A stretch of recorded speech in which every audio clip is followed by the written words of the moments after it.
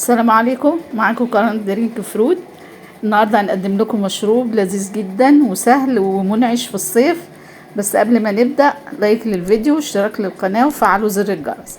المشروب النهاردة بتاعنا طبيعي وجميل وأسهل من السهولة بصراحة.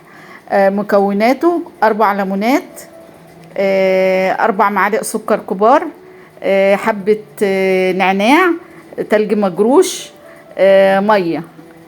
طبعا العصير دوت جميل احسن من المياه الغازية والحاجات اللي بتيجي من بره، ومنعش وجميل ومغذي ومفيد للاطفال وللكبار وسهل وكل مكوناته موجودة في البيت.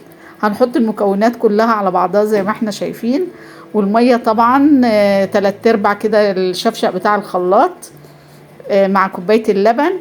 وهنضرب كل دوت مع بعضيه مع التلج المجروش والليمون والنعناع كله مع بعضه، بحيث ان هو ياخد ضربة كويسة كده، والتلج يتكسر والليمون يدوب يعني، ويبقى مع بعضيه كده ناعم. طبعا مش هنحطه في الكوبايات كده، لازم نصفيه عشان خاطر النعناع والليمون طبعا. ونحطه بقى في الكوبايات ان شاء الله للشرب كده جميل، بسم الله ما شاء الله ومنعش. وانا عايزاكم تجربوا العصير دوت وتقولوا لي رايكم فيه، واللي يعجبه يدعي لي. بس بصراحه بسم الله ما شاء الله جميل ومنعش ومغذي وحاجه في الصيف جميله. وان شاء الله في لقاء جديد مع فيديو جديد باذن الله.